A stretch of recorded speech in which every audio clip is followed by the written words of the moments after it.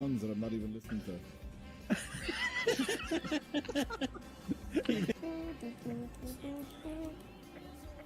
Don't hear no excuses.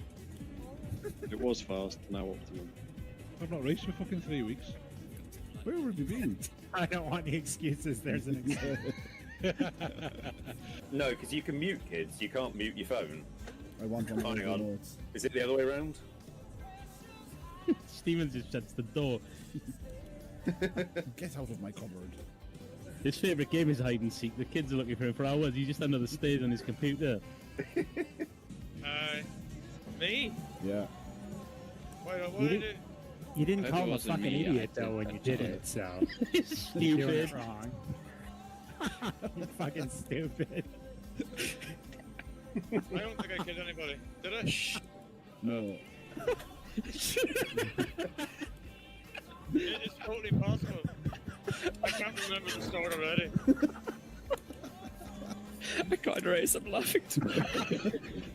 And I think I will fire all my pit crew because I lost so many spots on the pits. I know it's my fault, but I prefer to blame the pit crew. I'll just not note about the team. I think I just got my P45 from BMW there now, so I've had some class battles. Some of the races have been brilliant, so absolutely. Thanks. Yeah, roll on season 8 and a new car, hopefully. Yeah. I'm a Barbie girl. Guys, I mean, what can I say? It's amazing community. I've done 4 or 5 seasons now. Each season concentrating on trying to do just a little bit better than the last one. So, you know, the guys at the top, in about 27 seasons time, I'm going to be there coming for you. This season, I was all set to give up after 2 races. I had 2 shit races to start, but I knew that there was rivalries all the way through the field. There's always going to be someone to race against. And that was true for the rest of the season, and it was amazing. And the highlight for me, actually out-qualifying our resident alien Hakan in the same car in a wet Monza, well, I'm going to remember that for a long time. And then just forget the bit where I punted making another race and what about that? Yeah. So, yeah, I mean, so for me, I mean, I'm not just noob to DGSR, but it's the first season I've raced at all, so I've had a lot of things to learn this year. So, I'd just like to say thanks to everybody at DGSR. Really, everybody's been really welcoming. Yeah, I think it's a great group to start racing with. Quite simply, it's been a really good and enjoyable season.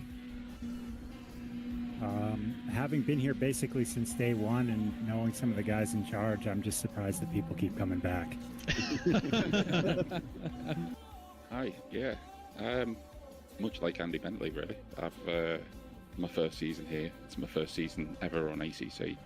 I've only been driving sim racing since March, April this year, something like that. So I'm glad I found this community. It's a great place to drive. It's a good bunch of guys. Yeah, so 3rd season with you guys, and each season's just got better and better. Enjoyed it more and more each time. So, yeah, fantastic. And you know, if anyone out there listening and thinking about joining, I definitely would urge them to do so. I really enjoy the voice chat of this community. I do want to say it is one of, I race in many leagues, one of, if not the best one for clean racing. I never have a problem with this league and racing close to any of you guys here. Very good community racing, especially the help and the tips like brake early, close your eyes, stuff like that. We all like, we all enjoy. You try driving faster. Do you normally drive on wide? Yeah, hello. Yep. Hi, everyone. The stream started. We're totally not late. Totally not just left with 45 seconds of practice here at Zolder, which incidentally is also the site that the Season 1 Round 1 of DGSR has happened. So this is a throwback, especially for some of our drivers who have been with us since day 1, and I believe it was Jacob Hale there at some point in first place. Thomas Pichon was in there as well, Gabe Hauka, and I'm pretty sure Thomas Pichon earlier mentioned to us that it's been the only time that he has managed to beat Gabe Hauka, and he's hoping for a repeat here today. Right, can only hope to live up to that. Yeah, absolutely. And with the 2 minutes and 26 seconds standing time, I've got here with me Alex Robinson. My name's Christian Codd. And have you got the championship standings for us today? No, hold on. Hold your horses right there, Christian, as I wait for the website to load. I am holding the horses. I think I've got the... Professional stream. Professional stream. I've got some sort of a thing loaded. I have no idea if it's accurate. Okay, right. So, Season 9, starting in gold standings. Is that... Yeah, that's right. Gabriel Hauke leads the Drivers' Championship, followed by Thomas Navrocki and Rich Gasson in the Pro class. In the Silver class, Martin Halladin leads with 146 points. David Lolek comes in second. Ryan Greenaway in third.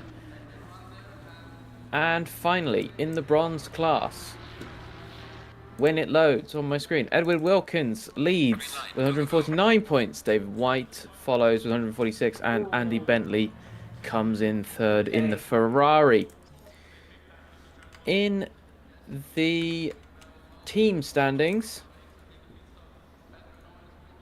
I'm really crossing my fingers that this is going to be accurate to... that the display that I've got on is going to be accurate to what you say now. the display is based on what's live on the track right now, so it's not necessarily 100% accurate as to the end of last race. But cracking pair in the Ferrari 296 GT3 2022 leads with 217 points. No Encouragement follows in the Lamborghini Huracan Evo 2, and RG Bargy comes in third with the Lamborghini Huracan Evo 2. In fact, the next team Potato Dildo, it's also in the Lamborghini. Lamborghini seems to be a strong car. I mean, it's one with definitely a lot of representation, I would say, here today. Right. I feel like we should probably explain a little bit more about today's race, because it is significantly different from our normal races.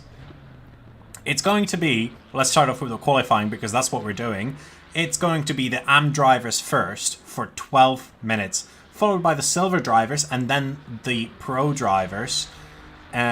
Each class for 12 minutes of qualifying, and it's going to set the race start order for the 2 sprint races. And let me just confirm the details. It's going to be a 20-minute race first and then a 30-minute sprint race. So plenty of action on track for sure.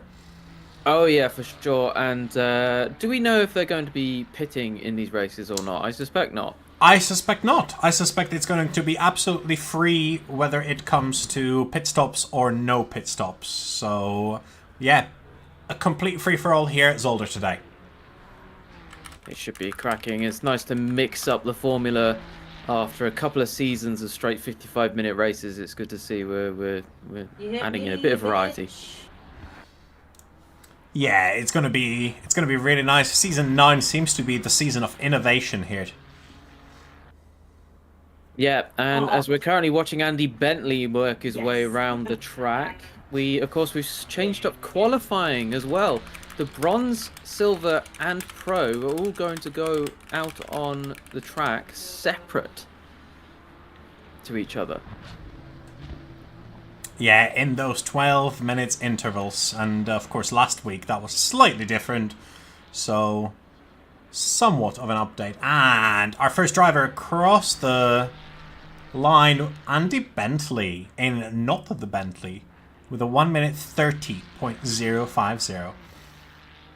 Yes, in fact, viewers may remember from last week's interview after Andy Bentley's win, where he confirmed that he will in fact not drive the Bentley because he doesn't like it. No. In fact, a big unfan of it. Yes, I can't imagine why. Strange that. Yeah. Well, we've had a couple of lap times come in ever since then. Andy Bentley flying over that chicane curve right there. And a couple of lap times come in there in the meantime. Eddie Wilkins 1 minute 30.1. Dave White, 1 minute 30.6 in the BMW. And then 2 more Ferraris. Sean Cardus, 131.2, and Ben Goimer, 131.3. 3 drivers so far in the 1 minute 30s. Yeah, this could certainly mix up the bronze class.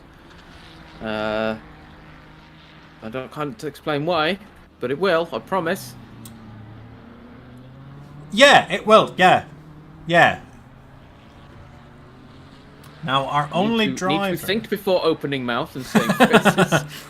Now, the only driver from the AM class is last year's a very competent driver. Sorry, not last year's. Season 1's very competent driver, Jacob Hale, who was at some point in the lead of the race, as I've mentioned already. This time, with the VR dog livery, not setting a lap time yet. No, clearly not. And I'm ready to explain why they'll mix up the standings, because Dave White is currently leading, who's in second. Andy Bentley's in second, who's in third in the championship. And Edward Wilkins is currently in third, who's in first. There you go. Mix up is happening. Mix up is happening. Found the narrative, yeah. Let's go, let's go.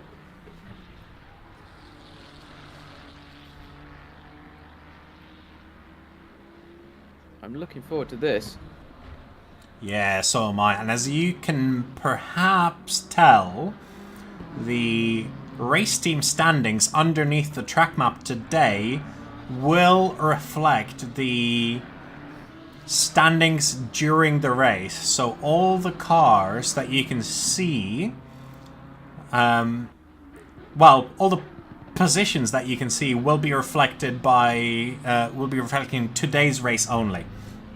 So any drivers with P999 in their little name down there today, not taking part today, or not taking part yet.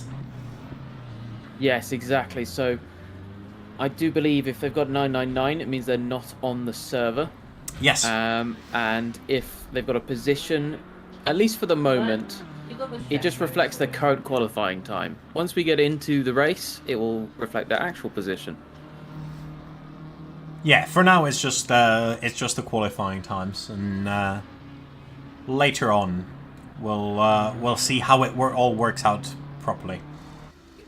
Jacob Hale finally sets a time at 1:30.725, which places him in a comfortable 5th as he drops into 6th.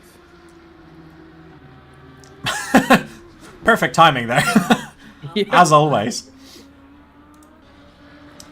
But he's down 0.3 on his best lap time as we follow him around the track. I missed the dog. I like the dog. I missed the dog. The dog was hilarious. It's cute. He's still got a little picture of it down there, sort of on the rear fender. Well, I'm glad about that because the dog's hilarious. Yeah. Of course, for those who are unaware, that is Jacob Hale's favourite GIF. Or GIF? GIF. It's Let's a GIF. not get into that on this stream. It's a GIF, everyone. Yes, it is. Of course, that's a GIF of the owner of said dog playing a VR game and the dog just going, "What the fuck are you doing with your life?" Is a dog with great concern on its face. Is a fantastic GIF. Fair concern as well, I would say. Jacob Hale improving his lap time, I want to say by about 0.6 of a second, going from 6th to 4th. Yeah, meanwhile, Sean Cardus, I believe, is just throwing yellow flags because he's letting a driver through. I think it was Rory Kilby, based on the giant Nissan rear end I saw ahead of him. And the giant green delta as well that he had. I think he gained about a second in lap time. However, that still keeps him in the same position, in 9th. I have to say, the bronze class is setting very good lap times. 1:29.4 for David White. Yeah, that's a very rapid lap time, as has been mentioned in today's chat as well by the Barbie girl himself. who's complaining about AMs having 129s. Well, you just have to. You're just have to gonna. What am I trying to say? You're just gonna have to do better there, Timmy. Yeah, it's just fact of the matter, really, isn't it? Yeah. This is, after all, Dads Go Sim Racing, not Dads Go, for a leisurely drive. Although that would be quite nice.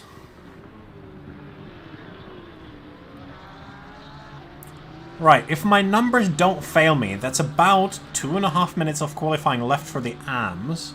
Sean Cardus, 3/10 up on his best, but Nick Giles. 7/10 up. He's going to jump from 7th position all the way up to 4th in that pink Lamborghini. Beautiful pink Lamborghini. I nearly said wonderful, but not my favourite colour. Okay. Talk about fast lap times. Don speak English. I hope I'm saying his name right because that is a fantastic surname. It is. Talking of names again. But he's down, he's up 0.4 seconds as he comes and approaches the finish line. He's currently in 10th. He goes into... My race controller's not updated yet. Stays in 10th. Stays in 10th, okay. Stays in 10th. Sorry, Don. But he is much closer to Rory killed his lap time. So that's something. Also looking at John Collins, who's up 0.6 on his best lap time. He's currently 4 seconds off the lead. So he could... There's room to improve for sure.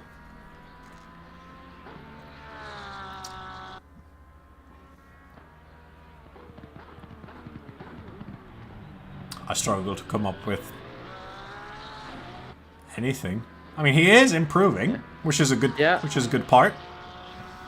Okay, one person who could really has a good chance to improve is Ben Goimer, who nearly gets taken out by Don't Speak English as he's on a fast lap. In fact, we're starting to see some, as we're coming to the end of the bronze qualifying, we're starting to see some really good times coming on the board. Sean Cardus makes his way up into 6th from 7th. Yeah, but we've definitely got Ben Goimer trying to retake that position. It's all about the final chicane here. He's on the cusp of it. If he can get this final chicane nailed, and it looks like he is... Oh, not a great exit for him, unfortunately. It's an improvement, but not quite enough to retake that 6th. Spoke too soon there. I saw him go down to 0.5 of the delta and got excited. Exit just wasn't there, clearly.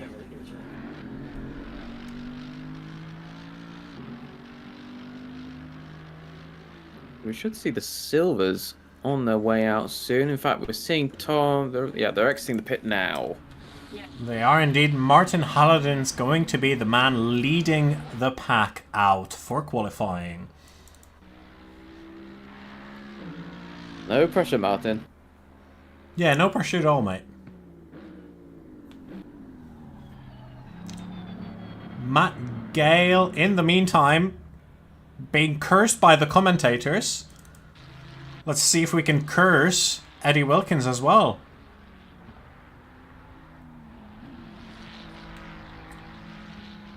Surely he can't be on a lap anymore because he's crossed. He's only 22 seconds into the lap and qualifying's been... Yeah, there you go. He's back. He's backed out of that one.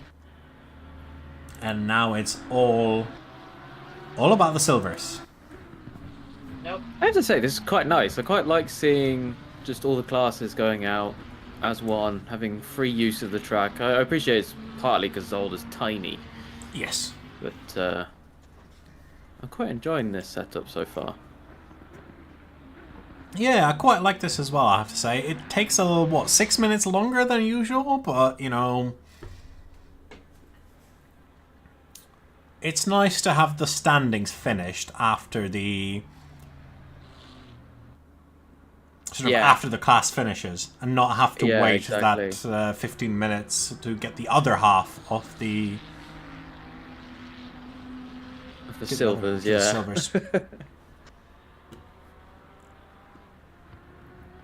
Alright, let's see where Martin comes into. As he comes down. Well, I'm going to call the back straight. I would love to say that he's going to come into something, but he's actually invalidated his lap time already. I'm just trying to figure out number 99, who that is. Oh, that is Ryan Greenaway, isn't it? Yeah, from the team Pote Dildo. How could you forget minus 99 for 99? My mistake, my friend. Jacob Hale will be most disappointed. Yes.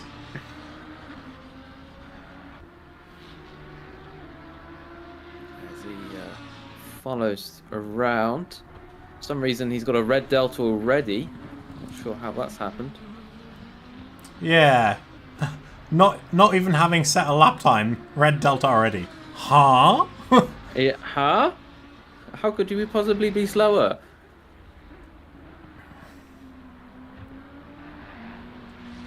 Makes his way through the final chicane. He's only got to go straight line now. Where does he end up? Seventh. Smack bang. Well, pretty much smack bang in the middle of the AM class for now. Yeah, I fully expect that they'll build on that time, though. I think so. You think the bronze class were a little slower on their first outing, and you're seeing it already. Ryan Greenaway is already up 0.2 of a second on his second hot lap. Yeah. We do also have Pavel Jozwik already in global 4th position, leading the silver class. And currently, with both the drivers actually, you know, on track and having set a lap time, they're the highest placed team so far. They are. They've taken Marlboro Racing right into the joint first. With Pavel being in 4th and David Lolek being in 14th. As it is right now, I think David's going to improve as well. He's up 0.8 of a second. Yeah, and you might think we haven't changed the camera. However, this is now David Lolek and not Pavel Jozwik. They just have the absolutely exact same livery. At least it makes it easy to figure out. In fact, you can see Pavel behind him there.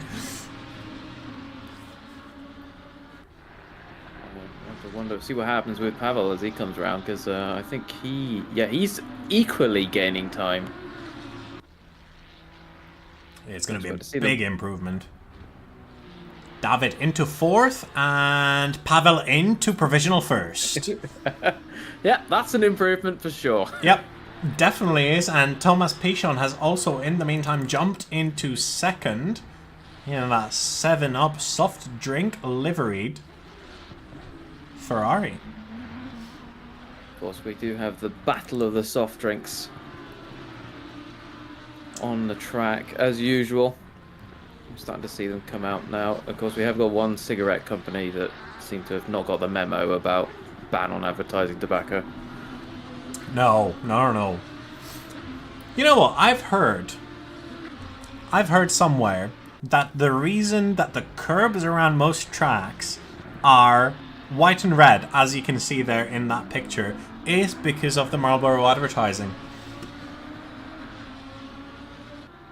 Because if you look at some Italian tracks, they've got the Italian flag in the curbing. I believe Zandvoort has yellow and red. But a lot of the tracks, white and red, just like the Marlboro logo. It's an interesting theory. Very interesting theory. I figure it might just be a theory as well, so... yeah, well, I have no way of confirming or denying it without furiously hitting Google and spending half an hour trying to figure that out, but I really don't want to. No, fair enough. Glennkirk just jumped up 1 position, overtaking Andy Bentley there. And I think that's Wayne Bennett in the McLaren. McLaren for Wayne Bennett. Yeah. Queuing that. That doesn't seem right, does it? You were. I'm sure he was driving something else. Maybe it's Bane Wennett. Oh, is Bane back? He might be. This might be Bane Wennett, yeah. Wayne just can't stick with a team for a season, can he? He always has to bring in Bane. Yeah, just... Go on. Go on then, Bane. Let's get it. Bruce Oos with a pretty big improvement there. 0.2 seconds. Can he keep it through the rest of the track?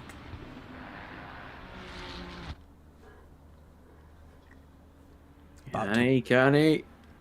From 9th to 7th. Good improvement there for Bruce Oos. Not bad at all. Yeah, overtaking David Lolek. An actual, you know, a race winner for position here in qualifying. Yeah, it seems to me that that David is struggling a little bit more than usual. He's normally quite quick, especially in qualifying. Yeah. Well, that being said, he's got a nice healthy green delta there. Yeah, he run very wide. Quite lucky to not run onto the grass and get some, you know, magic oversteer. Yeah, also, I'm just keeping an eye on Javier Farre, who unfortunately takes a curb a little bit too aggressively and falls into the red. Yeah, quick replay off just how aggressively he takes that curb. Yeah, just unsettled the car there. The Porsche, of course, the heavy engine in the back. Quite easy to unsettle. Yeah, big bouncy. Big boons. Big boons. Also I mean, we're seeing a couple of green deltas coming down at the minute.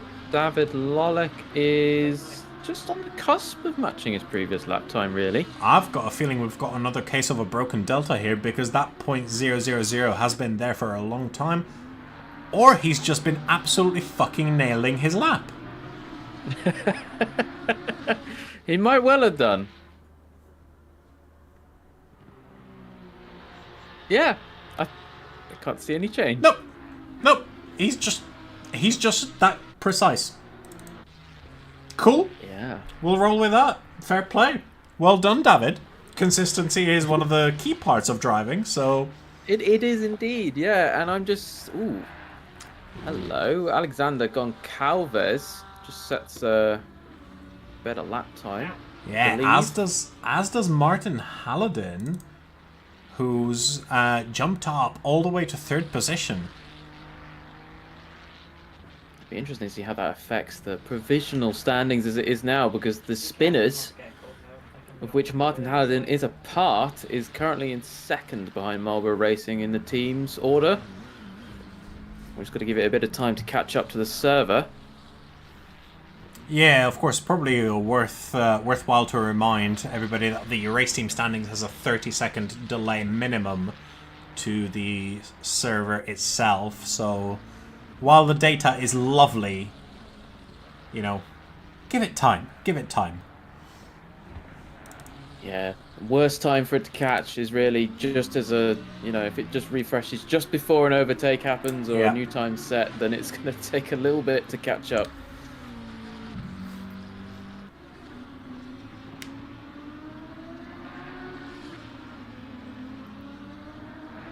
Ryan Greno with a good run through the final chicane. 1.5 tenths up, just overtaking David Lolek for position up into 9th.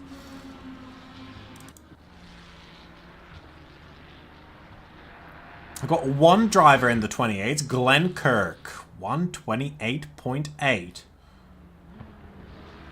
Martin Halladin did his best to try and get past Glenn, however, keeping his 3rd position with a little bit of an improvement in his lap time.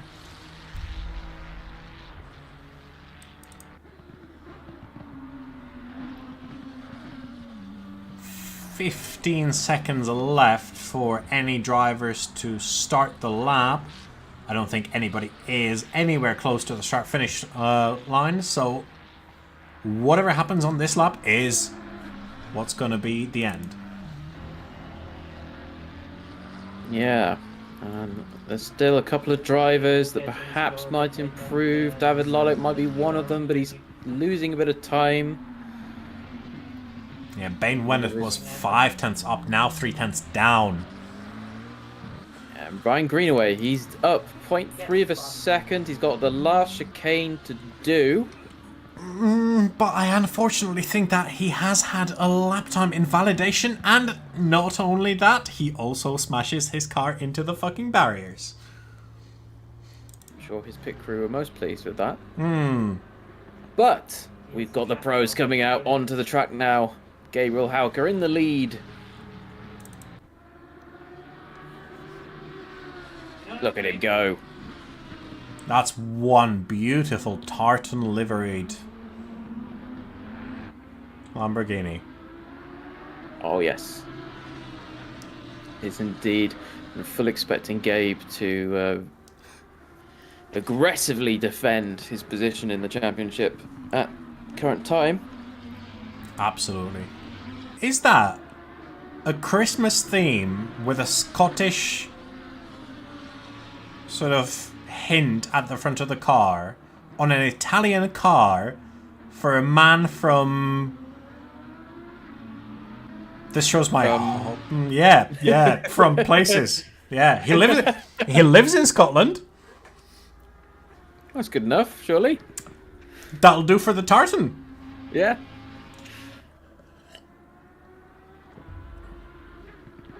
I would love to... Tartan on an Italian car. It's an Yeah. interesting combination. Yeah, with a Christmas theme as well. What could go wrong? What could go wrong, indeed? As he comes down the back straight. Can't really add much comments on his timing because he hasn't set a time yet. Not quite yet, however, somehow his delta is green, so... Okay, game. Somehow.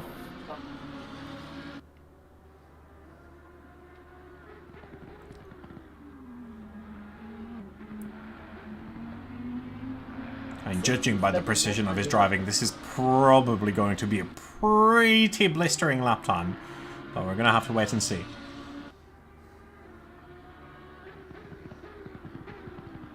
Come on, hurry up.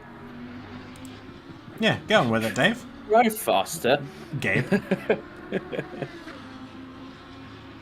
He says, never being able to beat Gabe's time. Gabe somehow has gained 0.5 seconds on his previous null lap time, so we'll see what it is as he comes across the line now. P1? P3? P3? P3, but only about 1.7 tenths back. Rich Gasson slips into 11th, now 12th. Phil Walker comes into 7th. Michael Stevens comes into 16th in the Nissan. What a car. What a beautiful car. I'll never get tired of that car. If anything, just because of the way it sounds on board. That sort of turbo noise that it makes is just like... Yeah. It's porn. It feels strong and aggressive. Yeah, let me just... There we go. We get to listen to the beautiful noise that this makes. I'm going to see him through the chicane as well. Nice deep. Nissan can just take those, those sausage curves like they don't exist. Yeah, and I'm pretty sure he... Oh yeah, he was flat through there for sure. Oh yeah, it's a struggle through there because you're not... You know, if you are flat, you are going to go wide. It's just a question of how much. Yeah.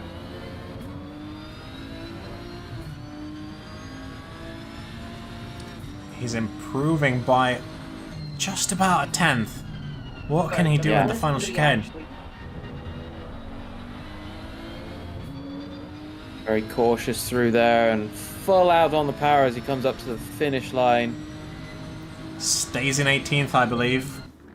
Yes, and in the meantime, Gabriel Hauke placed into pole, and then Rich Gasson beat him for it. Yeah, Rich Gasson in the meantime beating off Gabriel Hauke. Yeah. Plenty of beating off, I'm sure, will happen in this race. Yeah.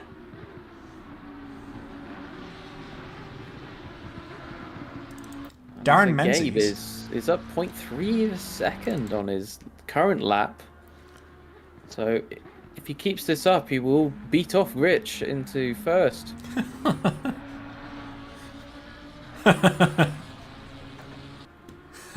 Yeah.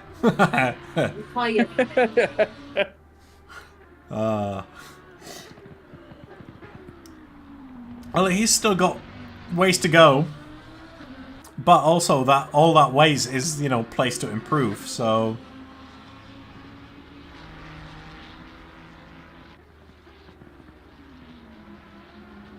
through the final chicane. It'll be an improvement by how much, and is it going to be enough? Gabriel Hauke, provisional pole.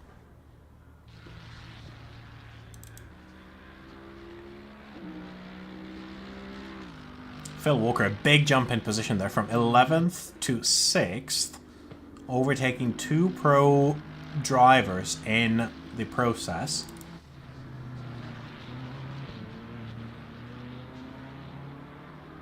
We haven't spoken about this guy for a while. Roman Frahler. He was one of the very significant contenders for race wins a couple of seasons back. Now in 10th position. I'm sure he's going to be keen to show his pace here around Zolder. No doubt at all.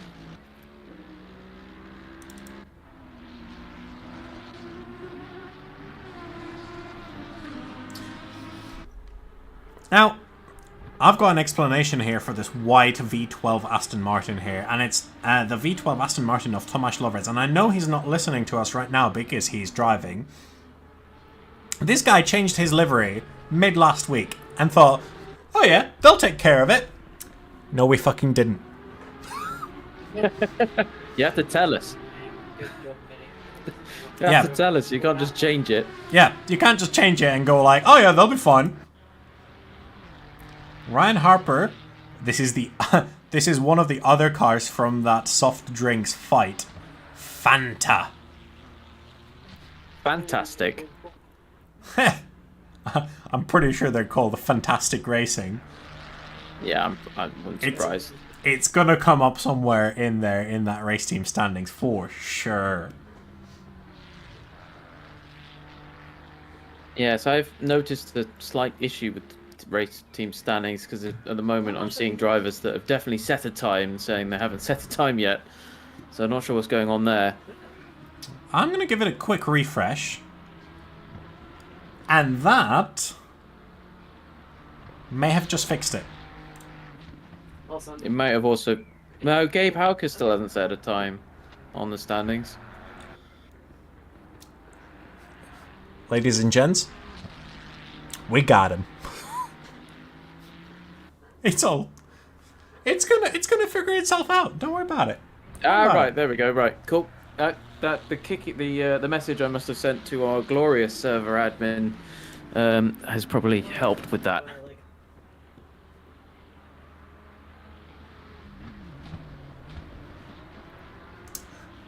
I've just had a quick message from one of our drivers hoping for a slight sponsorship. Hang on, let me just... No, that's not going to work. We'll do it in the race. We'll figure it out. What are we doing? You'll see. One of our drivers today is hoping for a sponsorship there from one of the brands on his car. And we'll see. Yes, we will. Darren Menzies, mega improvement. 0.6 of a second coming into only the final corner.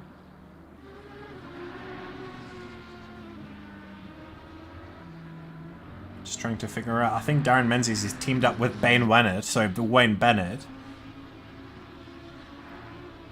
Up into 3rd position. That's gonna be... He's gonna be pleased with that for sure.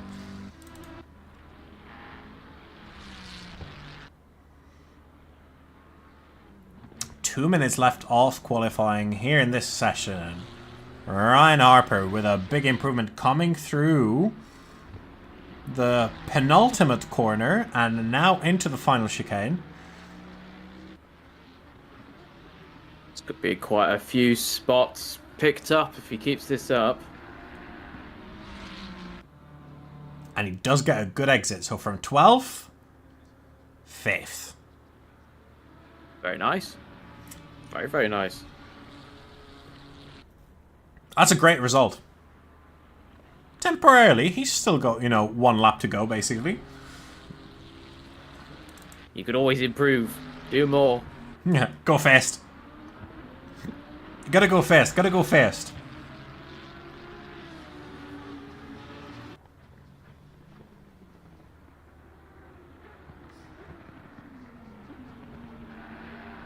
Stephen Krall doing his best to improve on his 129.8 a little bit to a 129.5, jumping up a few positions to 22nd.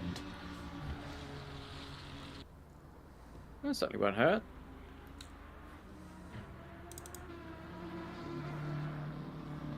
I think there's one driver that fortunately seems to be quite struggling with Zolder, which is Thomas Lovrek. Not quite getting the times out of the car that he might prefer. No, not quite. 1.6, nearly 1.6 seconds off the pace of Gabe Hauke, who's actually right in front of him, so maybe he can, spy some lines. Yeah, maybe get a bit of a tow. He went for it there.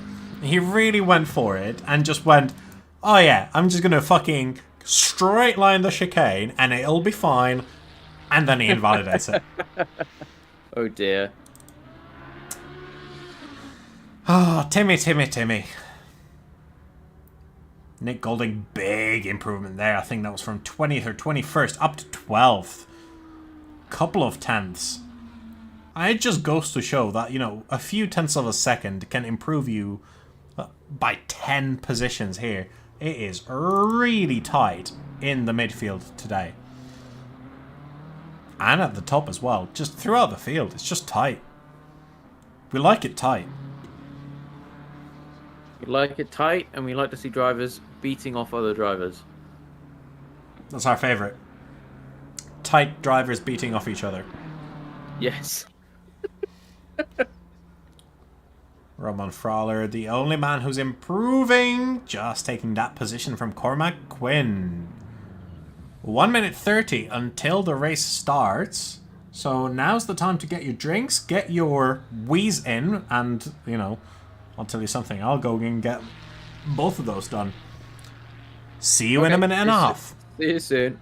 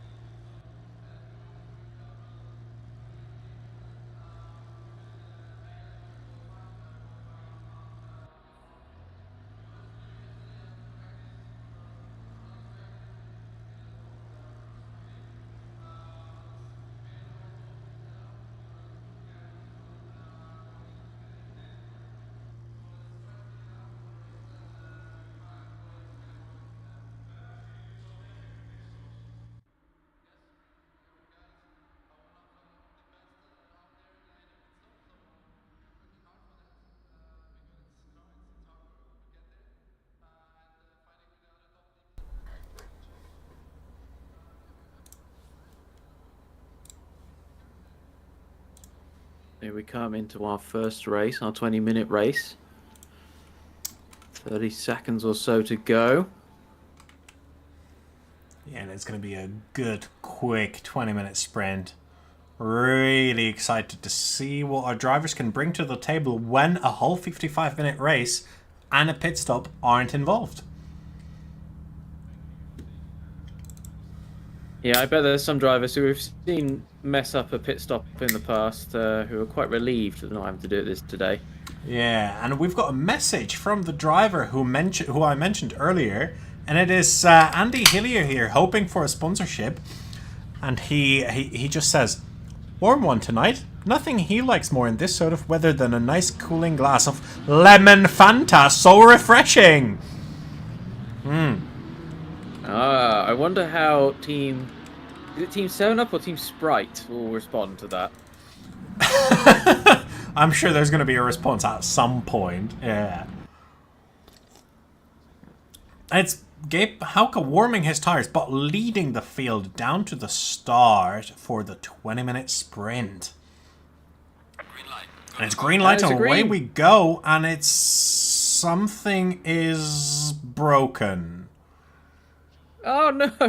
Okay, we restart. Remember, guys, no restarts. See you in a minute. No restarts.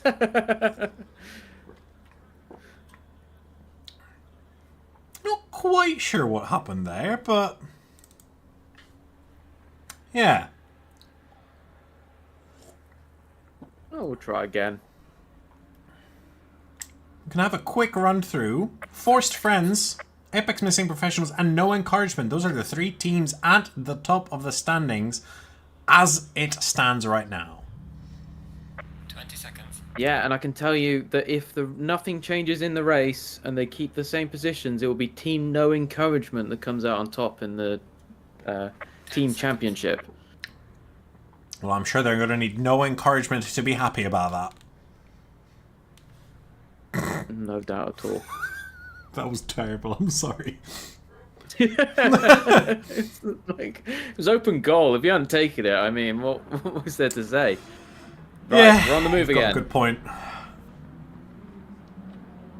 Alright, we're going to see if ACC has managed to unfuck itself.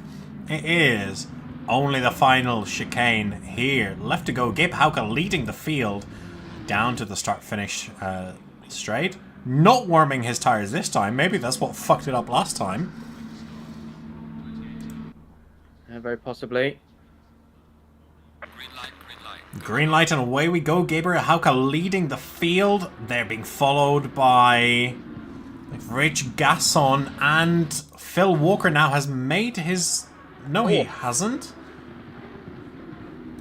Big hit coming into turn one. Luckily, fortunately, only one car collected. I'm sure that particular car is not happy about it. No, because there's absolutely no time to recover about that. There's been an incident there. John Collins, Alexander Goncalves, both stopped in turn two.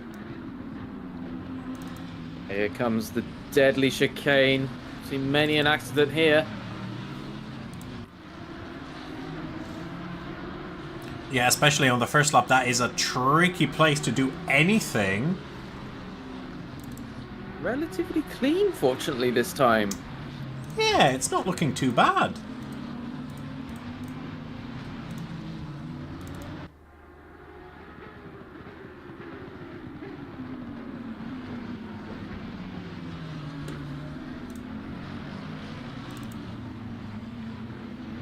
Oh, there's Tomasz Lovrec going down the inside, hoping to gain a position.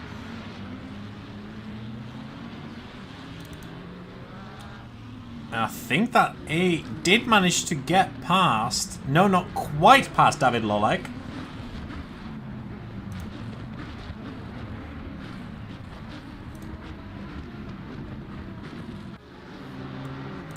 Oh, Jamie Armitage there, spun around in the chicane. Very, very unfortunate for him. Losing all of those positions, going all the way down to 37th. That's no good. It's no good at all. Let's just catch up with the statistics. Who's lost most positions so far? Thomas Pichon, unfortunately, it looks like, and Andy Bentley both look like they've been involved in accidents, losing 18 and 11 places respectively. Yeah, there has to be an incident involved in that kind of racing. And Bruce Oos in the wall there. Quick replay on how this happens. And he just gets tagged there by the black and green Ferrari.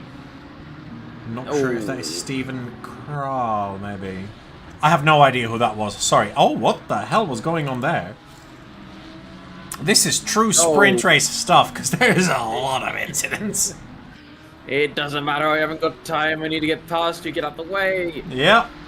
No time to wait around. 20 minutes has turned into 17. Is this the British Touring Car Championship, or is it GT3s? Well, why not both? On track at the same time, yes please. That would be something to behold, that's for sure. Yes, we need to do one of those more silly nights again, of just multi-class madness. Yeah, some stupid stuff. MX-5s and Formula 1 cars. Yeah! I think Javier Fares managed to get past Sean Cardis on the main straight here. Oh, nice move around the outside of turn 1, actually. That's, yeah, just about. Yeah, that's nice stuff. Oh, Thomas Lovered. Just fending off one of the Team Marlboros. Oh, boy. That's not taking the curb. That's just avoiding it entirely. What track cut? Unfortunately, loses position there. Yeah, unfortunately did, and Sean Cardis also managed to make up 2 positions somehow. That's through the mistake of, I think that was... No, I'm not going to think. Just makes up a position there. No? Okay. Yeah. I want to say that was... I have no, just, yeah. I was right the first time.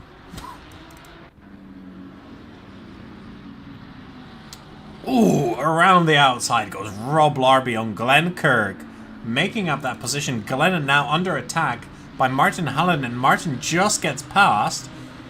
So Glenn losing 2 positions in a single corner. He's going to be pretty pissed off about that and going to try to make a move, I'm sure, very soon.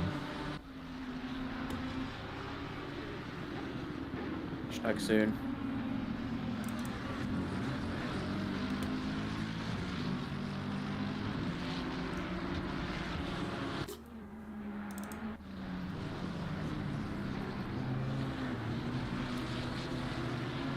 Tim Streeton losing that place to Ryan Harper and Stephen Kral by running a little inefficiently over that chicane.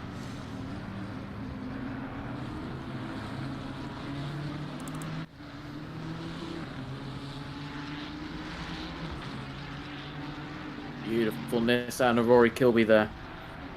Yeah, beautiful Nissan under attack by Thomas Pichon, who's somehow managed to pick up damage on the front of his Ferrari again. And to be honest with you, I can't remember the last time that we've seen Rory Kilby's Nissan without damage as well, so... yeah. Rough day for the Japanese team. Yeah, absolutely.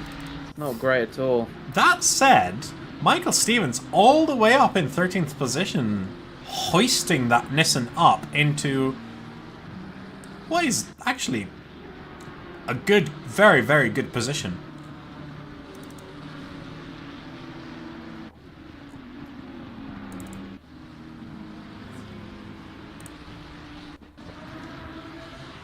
It was an overtake. Rory Kilby. Rory Kilby did it, I think. Or maybe it was Andy Bentley just going for a dive and Rory defending well. Yeah, I feel for Andy. He started in 2nd in class and he's now, well, 3rd from last in class. Yeah, there was some accident involvement in there for sure. You can really tell that the aggression is dialed up here today for the 20-minute sprint for sure.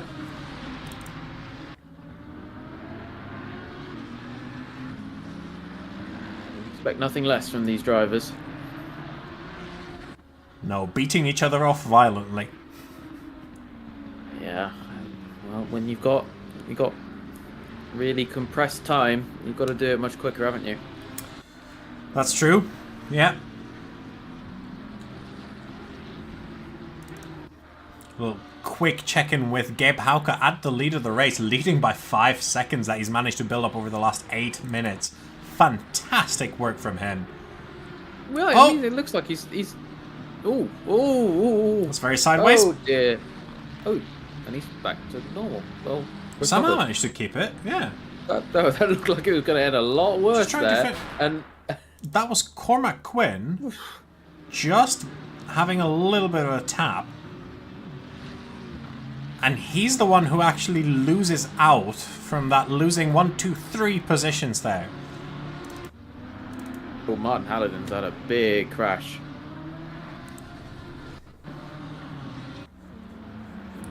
What happens here? Oh. Oh. Too hard over that curb and the rear just steps out. Yeah. Name something more iconic than mid-engine cars and the curbs at Zolder. Yeah.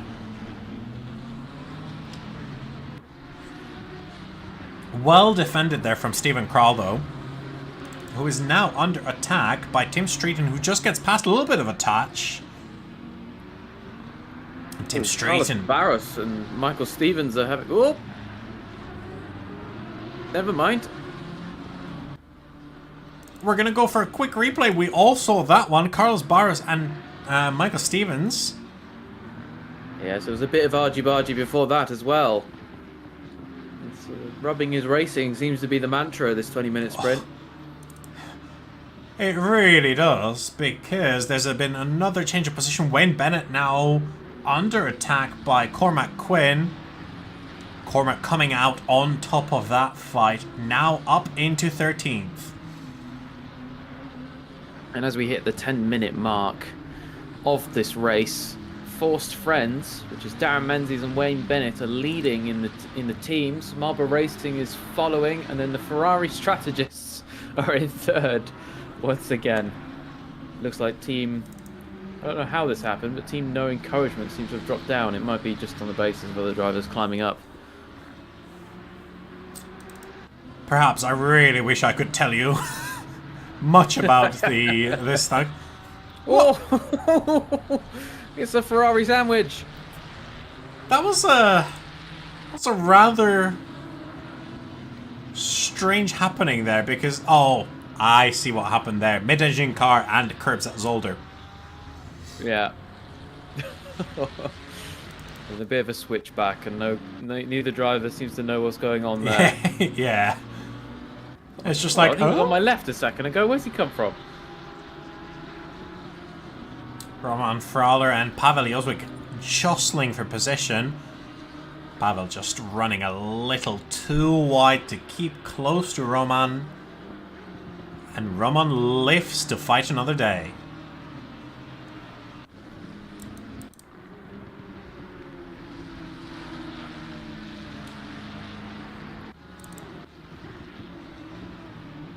It's Javier Farre trying to put pressure onto Nick Giles. Not quite managing to do that in that corner, and Jacob Hale. That's the wrong way to face, my friend. Oh, it's gonna hurt Team No Encouragement. Yeah, the rear of the car just comes round. No chance to save that one. Losing 4 positions there due to that incident. Team Street. Tim Streeton had a good exit out of that first chicane and tried to have a go at Jamie Armitage, but not quite managing to make it stick into the second chicane.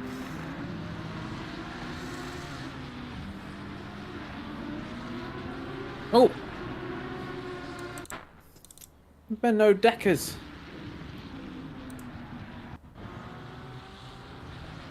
He just loses control of the car coming out of this corner. Yeah. Yeah, he just touches the grass and hits the deckers.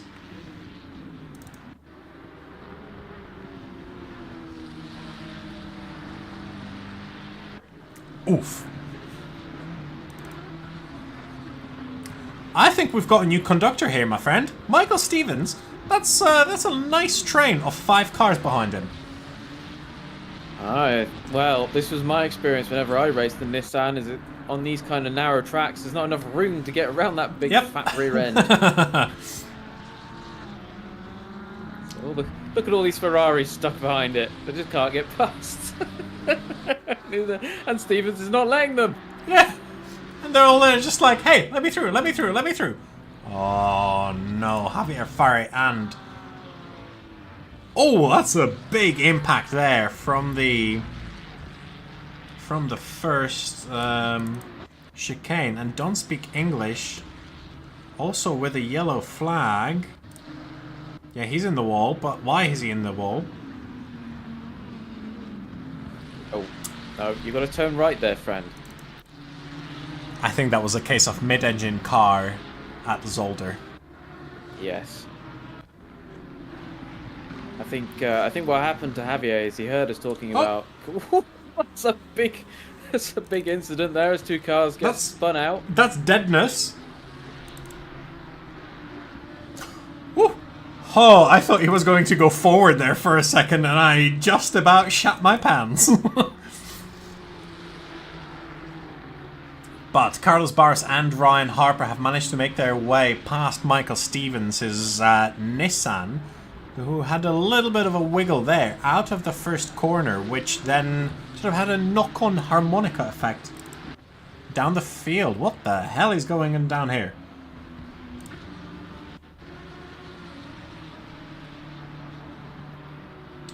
Right, that's Andy Bentley going down the inside and tapping the rear of Matt Gale.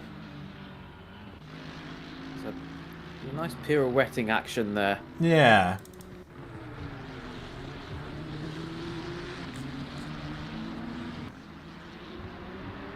Definitely, like I said before, the aggressiveness is dialed up to 10 today. Or maybe 11 even for the 20 minutes. 5 minutes left in this race. And then we've got another one to look forward to as well.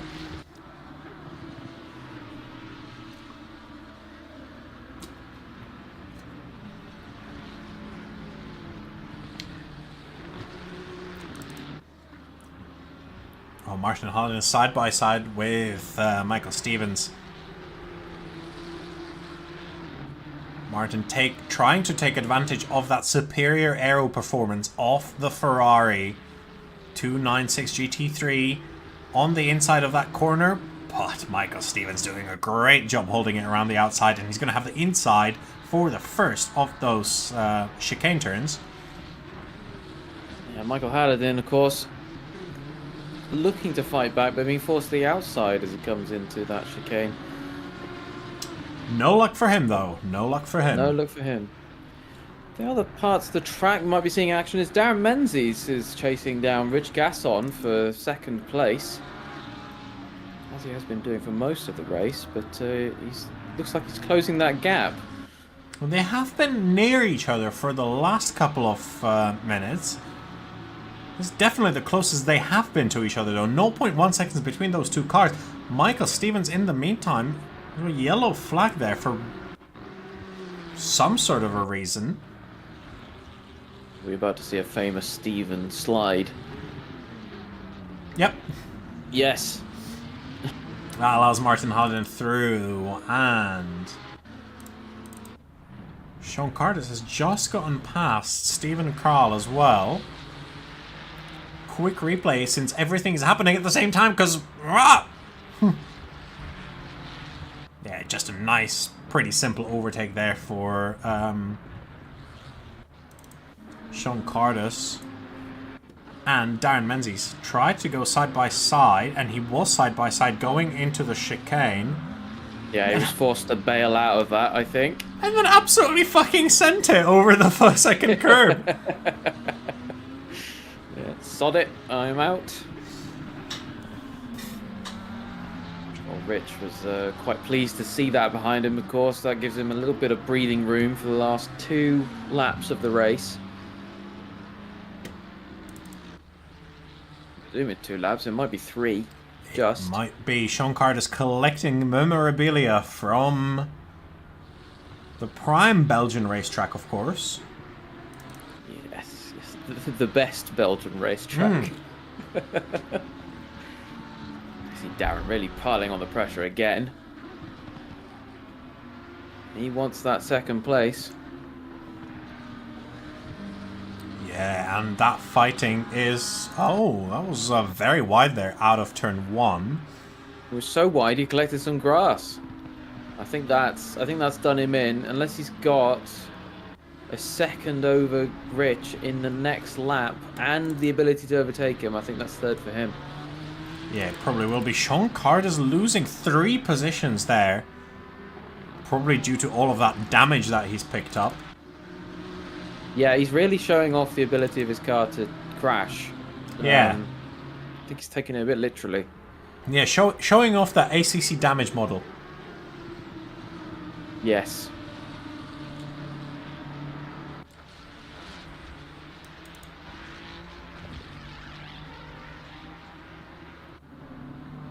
Ryan Harper hot on the tails of Carlos Barros here.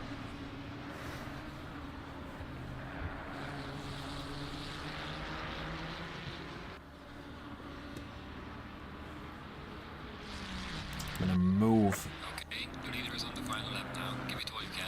It's gonna be final lap, and this was Thomas Pichon making a move on Andy Hillier. It's the battle of the soft drinks. 7-Up overtaking Fanta Lemon.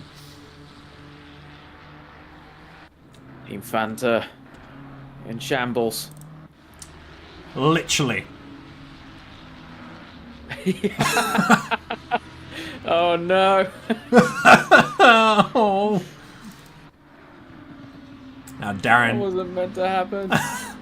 Darren was pushing really hard. He's not quite had the pace. Probably made a mistake somewhere while pushing. 2.5 seconds down on Rich Gasson now. Yeah, most unfortunate. Of course, Rich probably very pleased that he's managed to beat off Darren. I'm sure he's going to be ecstatic about beating off Darren, yeah. Oh, very happy. Ryan Greenaway making the move stick onto Tomasz Lovret in the final lap.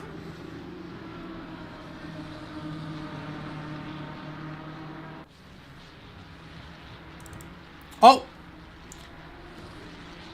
Team Fanta!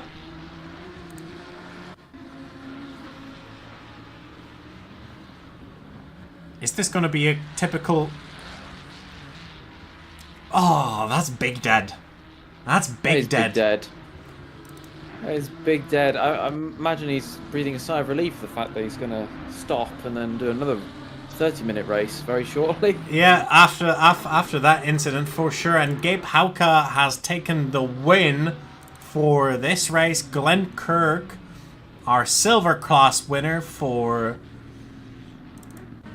this short sprint, and I think that's Eddie Wilkins just managing to get past Ryan Greenaway, and we've got the confetti out, and he's going to be the winner of the AM class.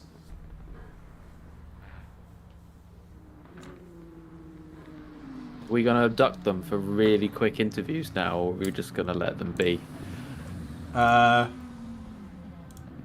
Quick abduction, I think. Gabe, quick fire. Right, Gabe is here. Go. Gabe, quick fire. How was race? Boarding.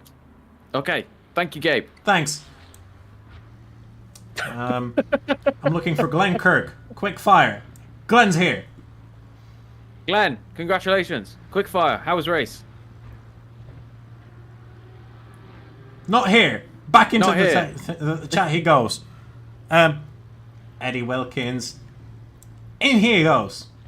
Ed, congratulations on win. How was race? Staying out of trouble and just making sure that I didn't get caught up in everyone else crashing. Okay, thank you. Congratulations on win. Back Good you job.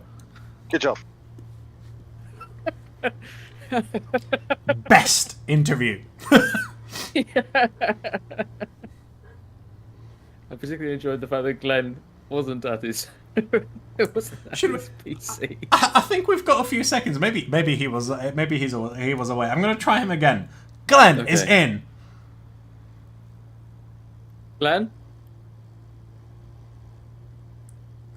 No, Glenn. Oh, he just. Oh, I heard him. I heard him. Glenn, you're back in. Sorry. Oh, the lights flashing, but there's no sound coming through. Can you hear me now? Yes. Yes. Yeah, sorry, I'd pushed the talk on. Glenn, good win. race? How was race? Yeah, it was good. It was good. It was intense. Excellent. Thank you. I bet. Good job. No worries. Thank you.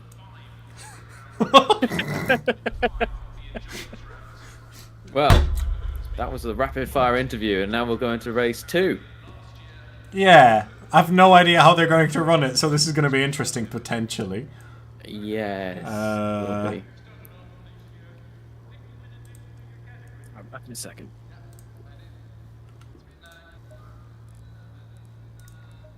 Just trying to figure out exactly what's going on, or what's going to happen. If the server needs a quick restart, or if there's another session happening. Oh, there's another free practice session as well for whatever reason. I imagine that's going to be skipped. But we'll see.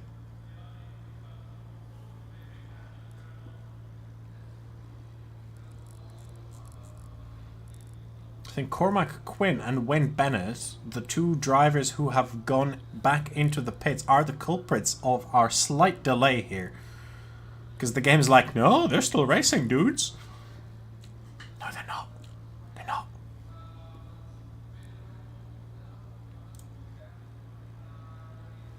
Well, we could have had a longer interview. Oh, of course, as soon as I say that, the next one starts.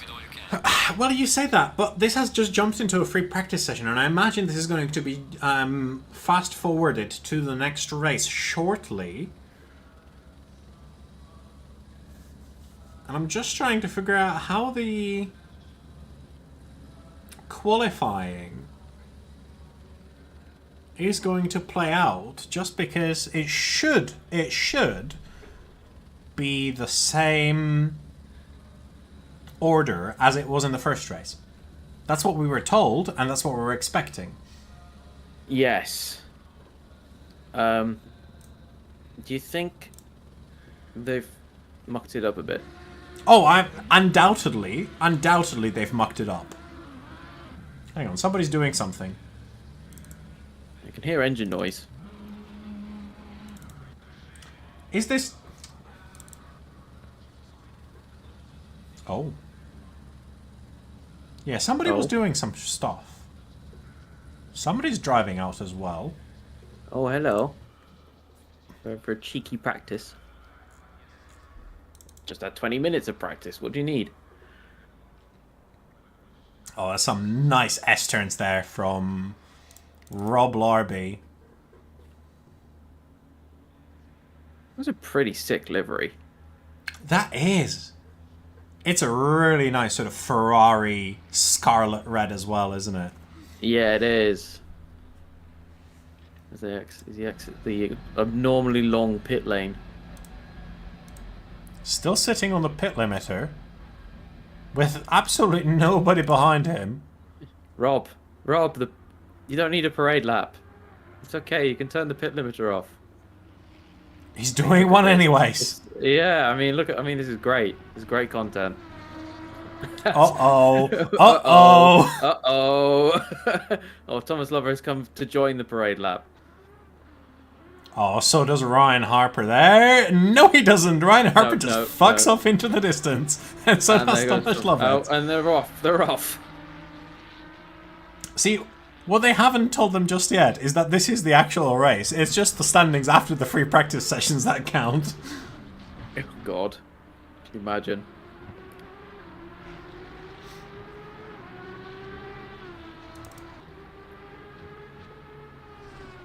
I'm really curious as to what's going on right now. If I had to guess, it's someone's cursing out whoever set up the server to go into free practice 2. Likely, yes, likely. Or they have a plan and it's just taking a little bit of time to get the race setup done, so that race 2 will have the same starting order as race 1. Potentially, however unlikely, I'd say. I think there's just a lot of cursing. Just Hitman! He's not even in today, that's the worst part. I know. And Ryan Harper wins! Quick, abduct him. Yeah. Oh my god, yes!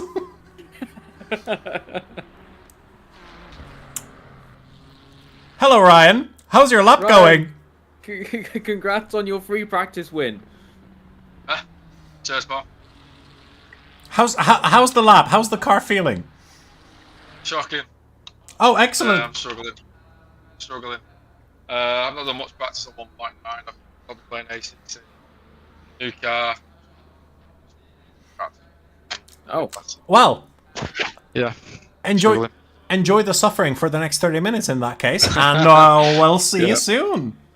Yeah, thanks for that. Cheers. No problem. See you soon. Pleasure.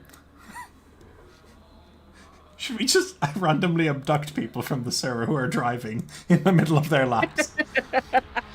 Well, if this counts for nothing, then sure. Yeah. I'm sure it doesn't. Rob Larby. Is this?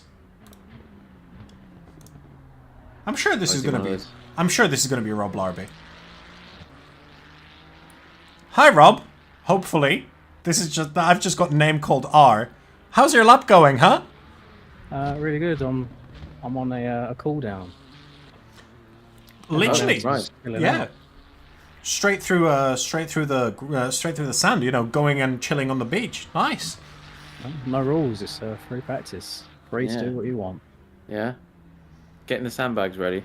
Yeah, I'll just get a bit more. There you go. Okay, thank you. Thanks. Appreciate that insight into DGSR. You have a good second race and enjoy the next 30 minutes of suffering.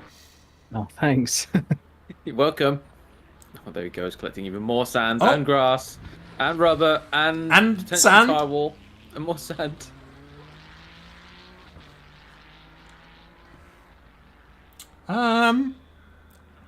Should we?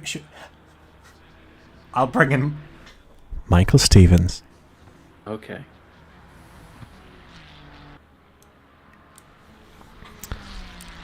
Hello, Michael. We would like to welcome you to the commentary box, and we'd like to know how your tournament is going so far.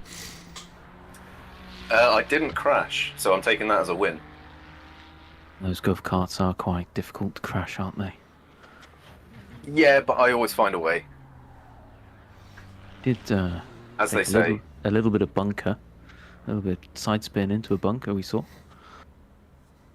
Yeah, I ran a little bit deep in the hairpin a couple times, lost a couple spots, but briefly up into 10th, and I thought I might actually get a top 10, and well, other drivers put paid to that.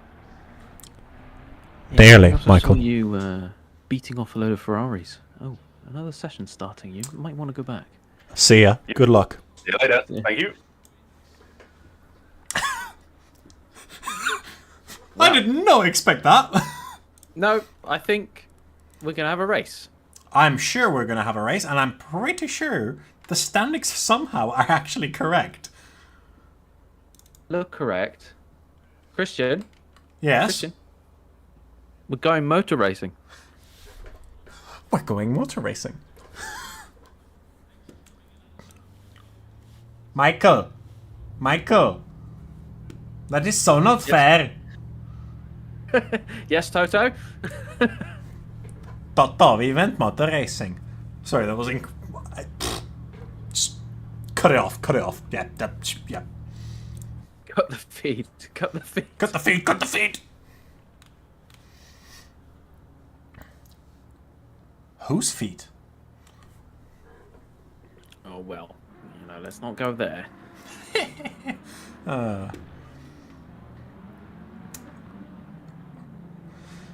Right, and there we go for the second sprint race. This time 30 minutes, not 20. Gabe Hauka leading the field.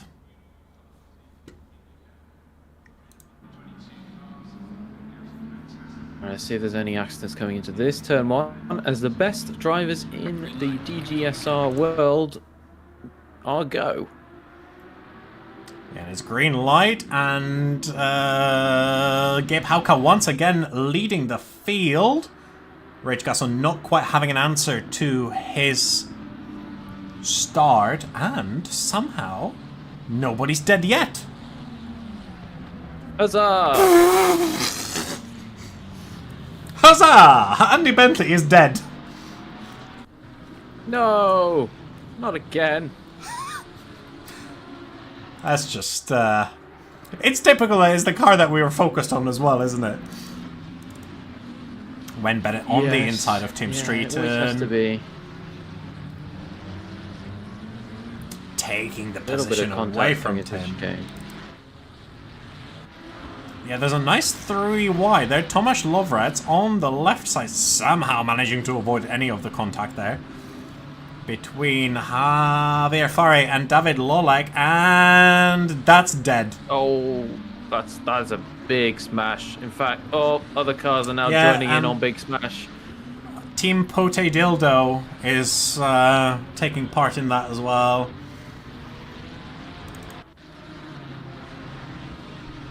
Cool. Cool. Good job, guys. Nice. Very good. Big Smash. Love to see Big Smash. Our favorite. Yes. Oh, Darren Menzies side by side with Ryan Greenaway as they come into the first corner.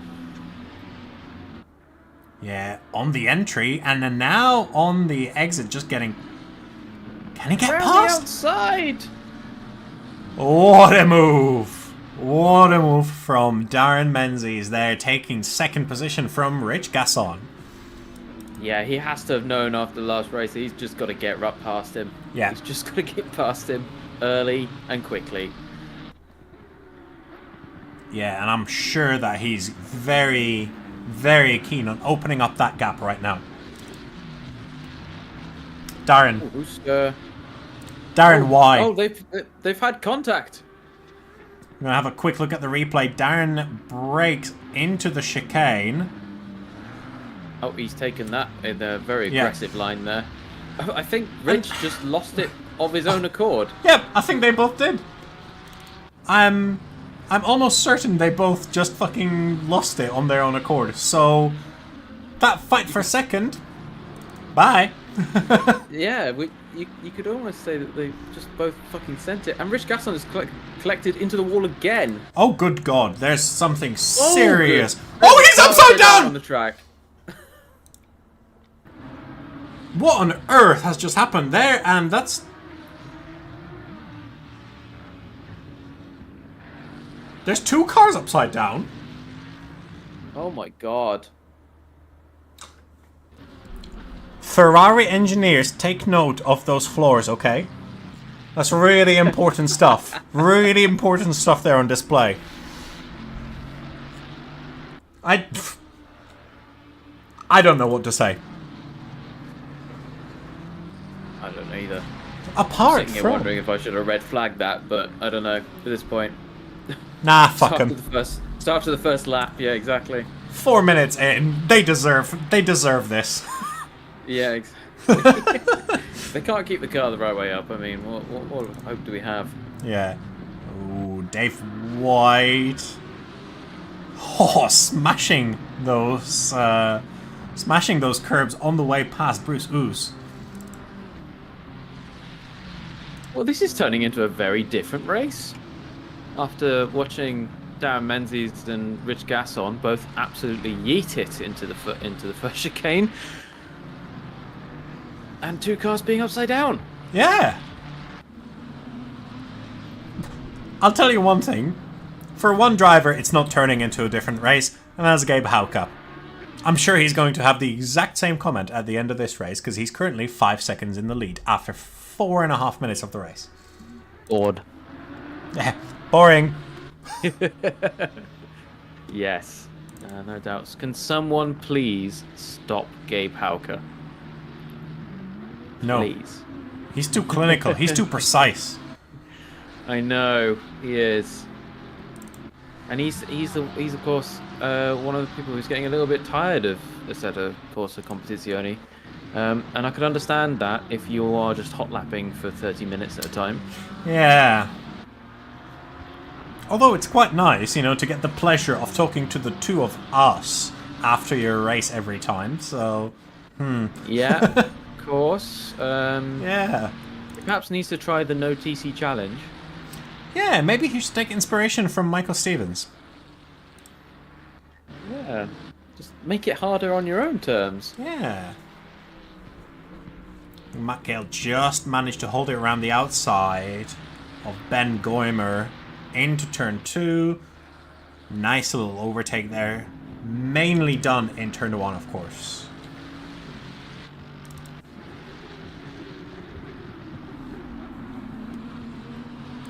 We see something from Cormac Quinn, or person's name I can't quite read from your stream. Sean Cardis. Sean Cardis? I think he's made up a position. These race starts are very chaotic, and I don't know what to do. I mean, his team has done a fantastic job repairing that car after the last race. Yeah, that's true. Yeah, the It looks car, brand spanking new. car's in perfect shape. And, you know, after what was 7 minutes of free practice, effectively, to repair the car. Great job there. Right, guys, what we're going to do is we're going to take all the bodywork off. It's a good thing that it's all held in with quick fasteners. So what we're gonna do is we're gonna take the whole car and we're gonna throw it away. What? It's just in the paddock. There's just a Ferrari. It's just Ferrari parts. The whole car in there. The whole car and a skip. Cormac Quinn with a great move there to get past Martin Halladin, and then that has put Glenn Kirk just ahead of Martin Halladin there as well. Before the second chicane, but Martin's retaken that position.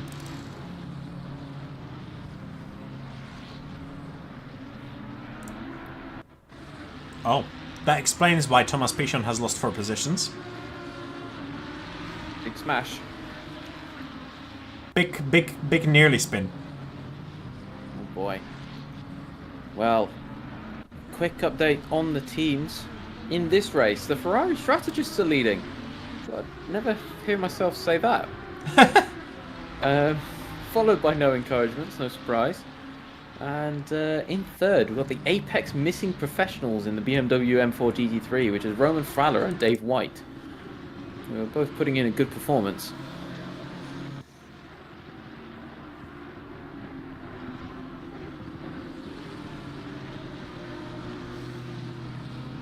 Dave White, in particular, coming in currently at 15th.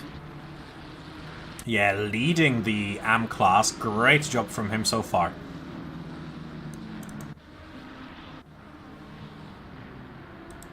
Rich Gasson just got past Tomasz Lovrets there.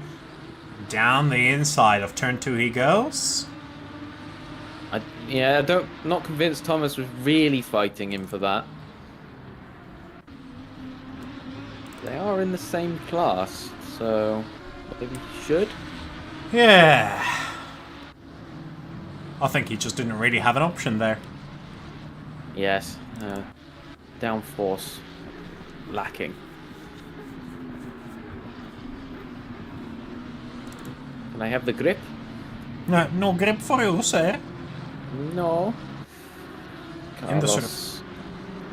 Sorry, Roman Fraller there going up the inside of Michael Stevens, and Michael Stevens dropping into 11th.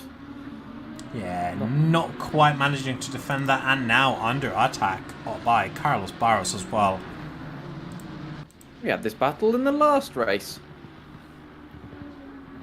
And Carlos Barros slipped by Michael Stevens that time. Will Michael be able to keep him off this time?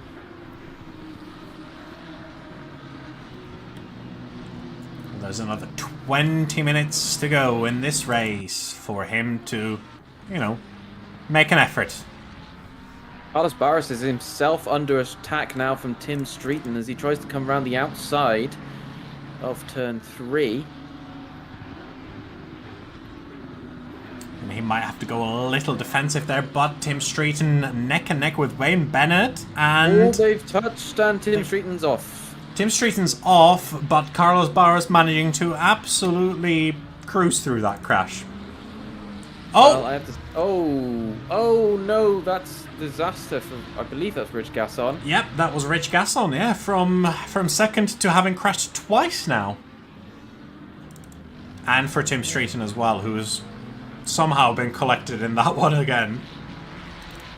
Yeah, and... I mean... Rich still not quite within the grasps of Darren Menzies. Not quite. No, not quite, but he is now a lot closer, and the battle to be in the grasp of beating him off is now a lot closer than before. Yeah, are we seeing a repeat? Perhaps not for second, perhaps this time for... 22nd? 22nd, 23rd? No, Rich has to go into the pits and repair the car. Oh, no beating off today. No.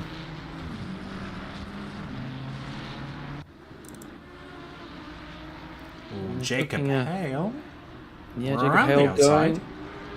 Yeah. Oh, Jacob Hale trying to bail out a little bit there, or perhaps getting a bit of over-understeer. Not sure. Definitely had to...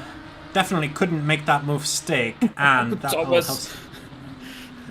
Thomas taking a little bit of the sand and giving Eddie Wilkins an opportunity, who bravely tries to go up the inside of that chicane. How's this going to develop when Bennett in the meantime has somewhere died, and this whole group has gotten past him as well. But Thomas Lovett's for now, keeping the lead. Thomas Lovett's beginning to become a conductor himself. The conductor of the Italian orchestra behind him. I wonder what that sounds like. Lots of turbo V6s and naturally aspirated V10s, apparently. Yeah, apparently. All led by a Slovenian man in a V12.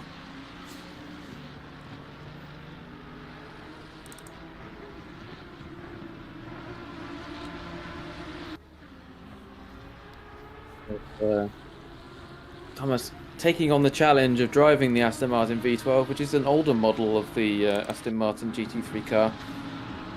And he's not putting in too bad of a performance, if you ask me. No, definitely not. I think he's doing quite well. Being in P18 is pretty respectable. Pretty respectable.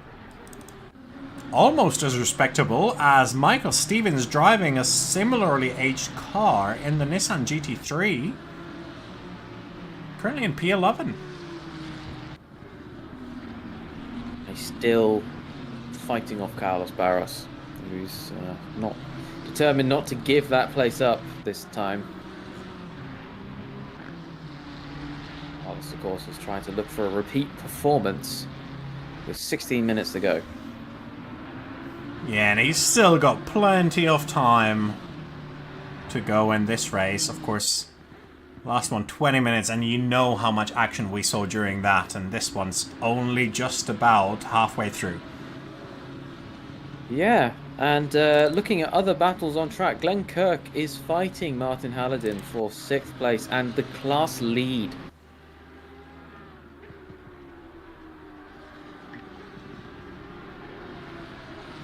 Yeah. Well, could we see a move from Glenn here? He's, I would say, within range to perhaps... Definitely gained a little bit of time on that straight. Of course, it's older. The straights aren't very long at all, so there's not really much room for the Lamborghini to stretches advantage, which is down the straights, the Ferrari has a lot more time to use the nimble frame and lightly loading of the car to get a bit of a lead. I was going to say that it's definitely the Ferrari that seems to be having the advantage here, but Gabe Hauka in P1 is currently, you know, the exception to the rule when it comes to that, because he is in the Lamborghini, of course. Yeah, I mean, what enough said, really. Yeah.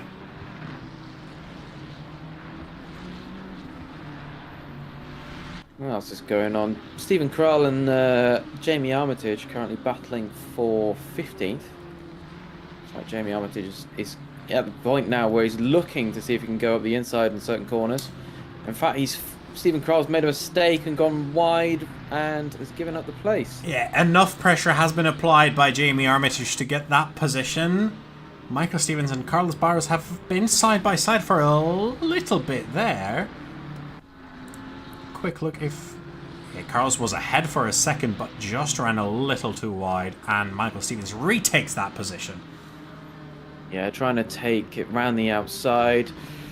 Just seen Michael Stevens, while that replay, put on a big slide. And Carlos has moved past him, so that's worth a watch. Definitely is, and I think that's Bruce Oost there trying to make an attack. Oh! Yeah, there's only so much curb you can take. Yeah. That was the most unnecessary tap that I've seen that he's just done. It was just like, fuck you! Yeah. You're getting past, damn but it. fuck you! Yeah. See what else is going on track. It seems there are definitely battles going on. Jacob Hale is trying to fend off Darren Menzies.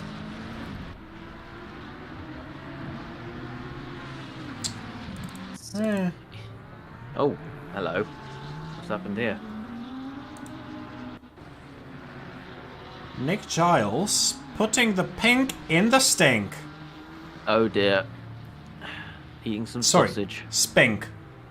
Spin? I don't know. Darren Menzies just taking it on the inside there. Cool and collected. Yeah, well executed overtake that, but also it's considering that Darren is a pro driver and Jacob is in the AM class, that was a well executed defense there from Jacob. Oh, it's always nice to see it mixing up a bit and seeing these drivers having to cope with different opponents than they're used to.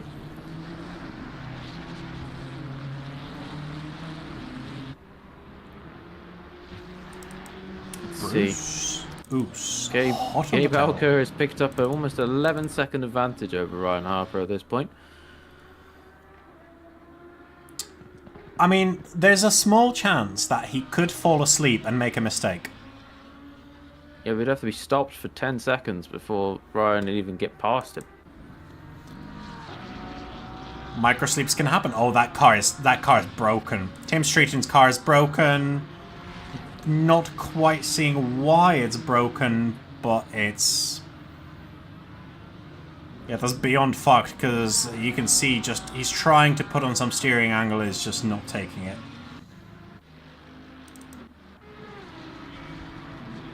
It's not great. It's not great at all. In the meantime, Darren Menzies has made it past Alexander Goncalves, and Bruce Oot has just made a move stick on Michael Stevens down into turn 3.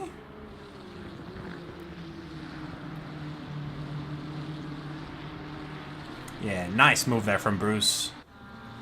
Cool, confident, collected. And now past.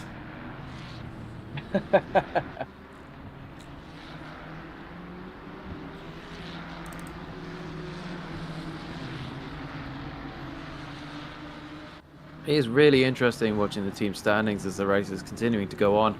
because the Ferrari strategists are still in the race lead with 84 points between them.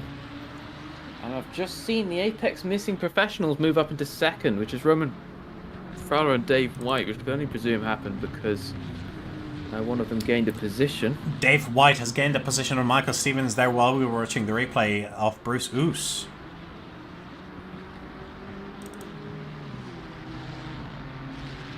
And Michael Stevens might be losing another position here. No, just manages to defend it into turn 1. What's turn 2 going to look like?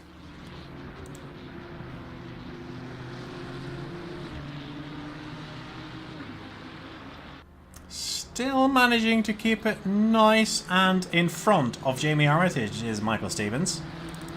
Yeah, I mean, it's interesting to see because there is only 1 point between the Apex Missing Professionals and no encouragement. So all Jacob Hale has to do is gain a position. Yeah. Or 2. Come on, Jacob. It's just small ask. It's not that hard, mate. Come on, your teammate's winning. Like, do better. Yeah, I mean, I was going to say for every other team on the field, all the drivers gain positions, but unfortunately Jacob's put in a position where his teammate is in first. Yeah. His teammate cannot be asked to do any more. Yeah, and he's running away with that first as well. Ryan Harper in the meantime, P2. Great job. He was definitely not there at the start of the race. I believe he was somewhere in 7th or so. So that's it's a great race performance there from Ryan.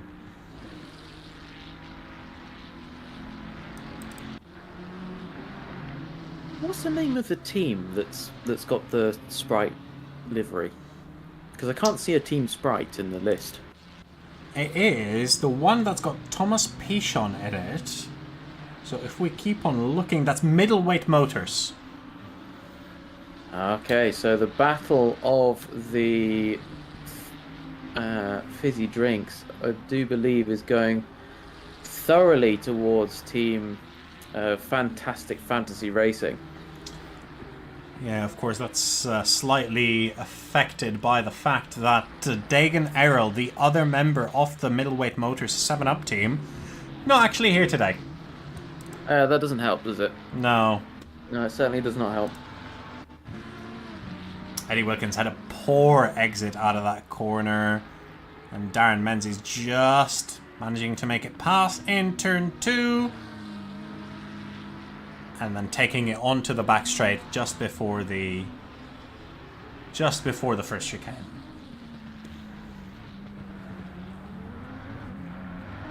And hot on the tail of Tomasz Lovretz as well. I've got a feeling that there's an overtake brewing by Darren Menzies.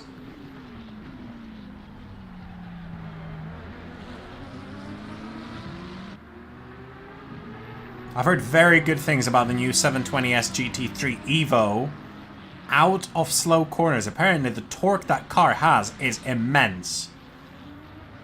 I bet it is.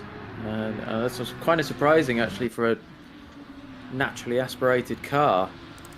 It is, isn't it?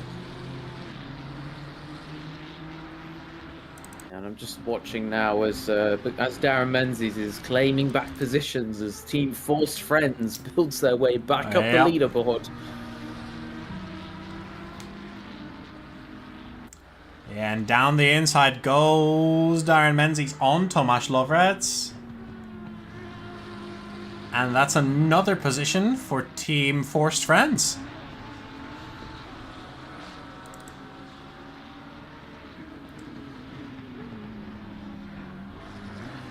Interesting to see how far up they can get, because there's only a couple of points between Forced Friends and the Knicks, and then there's only one more point to Team Potato Dildo. Team Potato Dildo. Yeah, I think they definitely take the cake for the most imaginative name that we've got. Definitely. I'm with you on that one. Yeah.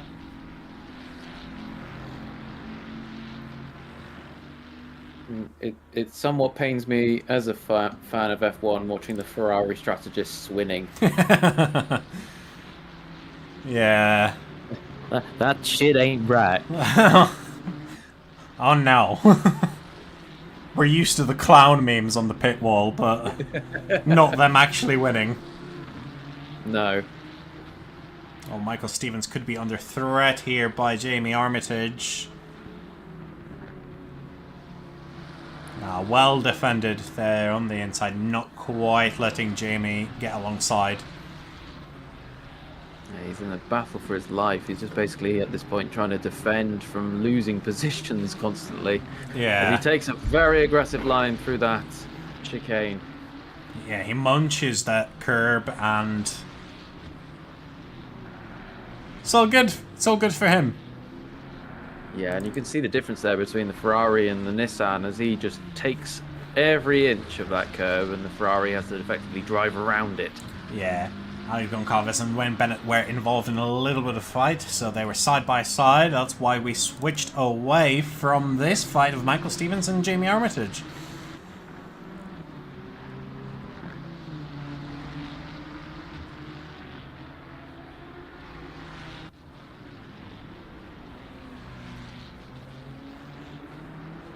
And if you want to watch a Nissan fighting to gain a position, you can switch to Rory Kilby as he fights Andy Hillier for 28th place. I'm just going to switch to Andy Hillier because otherwise we're going to be accused of favouring the screen time for the Nissans. Who would accuse us of that? Thomas Pichon. What's Thomas Pichon doing? Is he in the race? He is in the race. He is in the race. He's just gained position on Stephen Krall, who's been yellow flagged. And he is just about losing about a second per minute to Darren Menzies just behind. And that is not going to help. No, certainly not. Certainly not. And there goes Darren Menzies. And through he goes. It's a point gained. I think we're about to see another Nissan lose a position as Jamie Armitage goes up the inside. Oh no. Replay? It has to be. It does. That wasn't quite quick enough.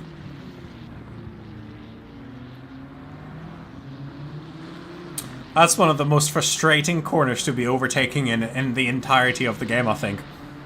Yep. Yep. I think you're right there. I think he just positioned himself really well. He just basically said, I have the inside. Yeah. There's nothing you can do. Yeah. And the outside of that corner, for whatever reason, just not that grippy, so...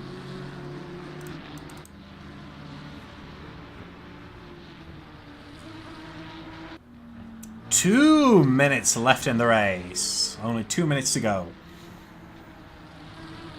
Thomas Loverick chasing down Stephen Krall, who I believe is getting a bit of a sliding action going on through some of these corners. I think he's his tyres have said enough is enough. Yeah, of course, he has had a bit of a yellow flag incident at some point, so those tyres aren't quite just being worn by regular racing.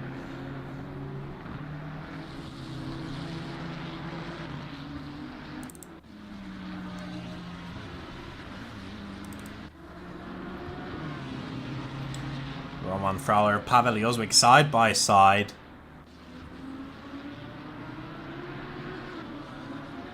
And nicely closed off by Roman Fowler there, just covering off the inside, saying, "No, thank you, sir. No, thank you. You got one more lap to take this off me, and I'm not going to let you if I can get away with it." And Wayne Bennett backing off into the grass.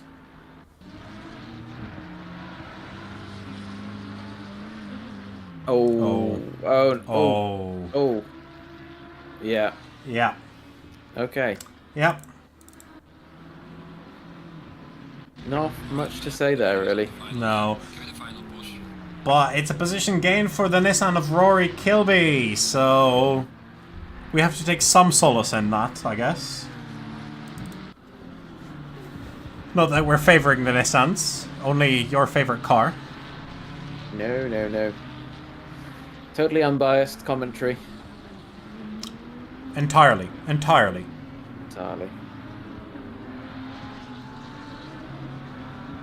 Just trying to figure out. That's going to be the final lap now for Gabe Hauka. Oh, Rob Larby might be to make a last-minute dash for second. Yeah, and Phil Walker is there, actually.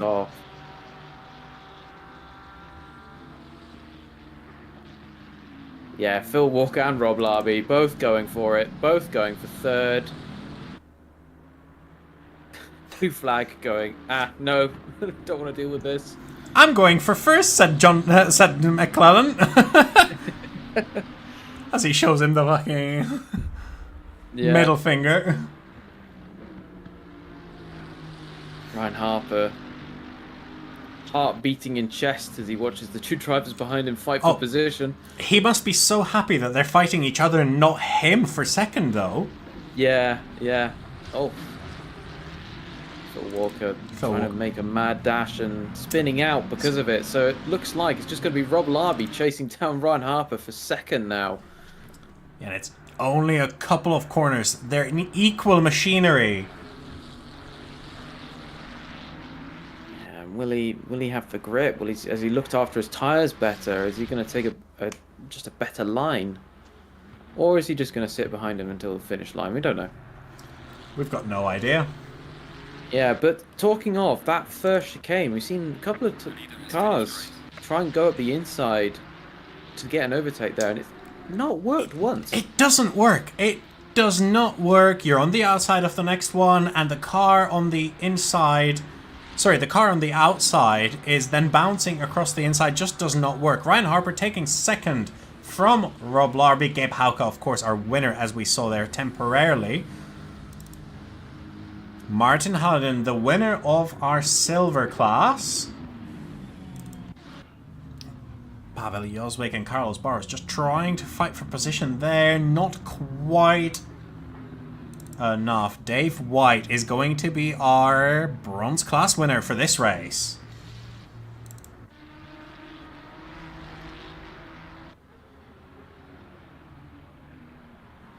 There's one more position to be gained here for Eddie Wilkins.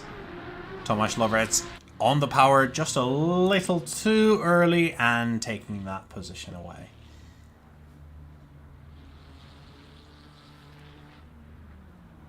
Well, while this is all happening, I'm going to start dragging drivers in for your interviews. Yeah. We've got Gabe, we've got Martin Hallinan as well, which is here. And there we go, we've got the three respective class winners here with us in the commentary box, and Alex Robinson, take it away with the interviews. Welcome, gentlemen. As said, you are the class winners in each of your respective class. We'll start with Gabe. Still bored? Yeah, a bit better. It was just at the end. I almost went into Andy Hillier, so yeah. But besides that, no, don't feel great. The fact that I believe Rich and Daz just fell off at the chicane or something, and then it was just me. Yeah, they both collided. Independently span out. They didn't hit each other. They just span out at the same time. Yeah. Both sent it a little too hard. Yeah, but it was good. It was just pounded lap after lap, like just nothing else to say. Unfortunately, in these races, like there's no strategy, there's no nothing. I didn't have to take care of the tires. It's just go. So, would it be safe to say you're perhaps not a fan of the sprint?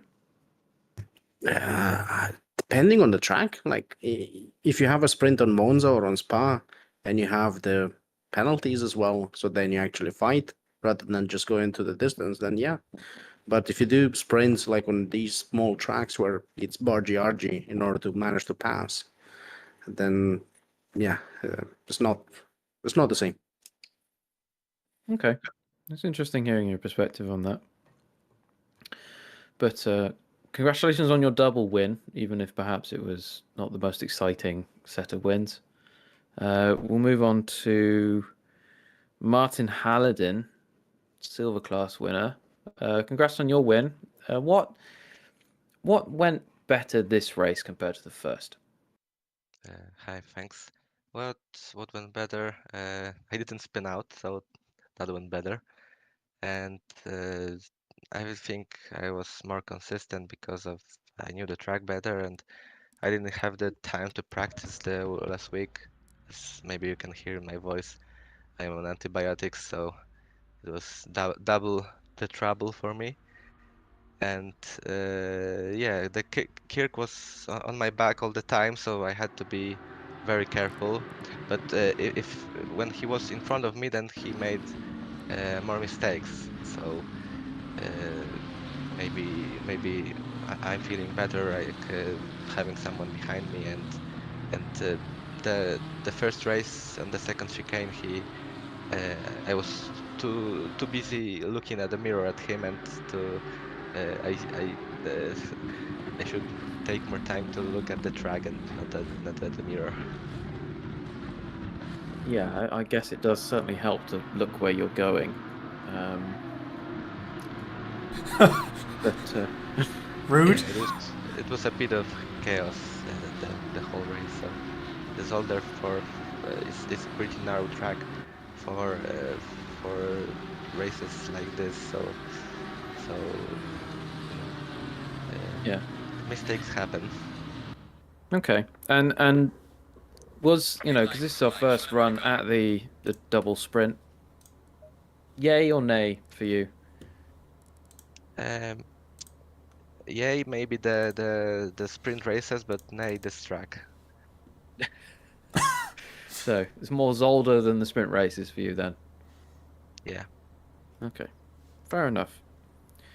And finally, we'll move on to our bronze class winner, Dave White. Certainly seems like the second race ran better for you, having qualified first in class. Do you mind talking through your first race and then following on with what happened in the second race? Yep, quite simple. First race got punted on T1, so lost 5 positions, and that just, I think, offset the balance. That was pretty much it. Second race, no incidents, but second race took cautious, so if there neither was a faster driver behind me and going into the Georgia corner, I was just backing off. There's no point really, I think, crashing these sprint races. That was it. Okay, fair enough. And same question to you. Yeah, I think I quite like the sprint races. I agree the track is probably not the best track for it. I quite like the sprint element, especially with the team stuff we got now. So you could have a situation where you're maybe letting a teammate through if they have an issue and they're faster than you, whatever. So I think it does bring a different element to it, and it's quite good having bringing something new to the format, as in the season. It's good trying to try different things. But yeah, I quite like the format. Just Zolder probably not the best track for it.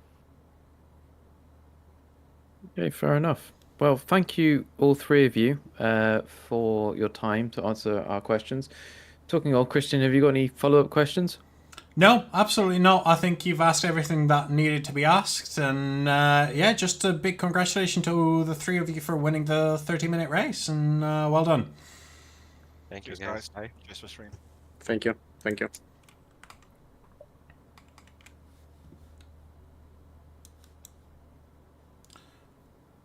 Well, I'm not sure. Well, indeed. I'm not sure how much I agree or disagree with the drivers about this track not being great for sprints. I guess it provided us with a lot of action, but a lot of the action was actually just yellow flags and crashes, wasn't it?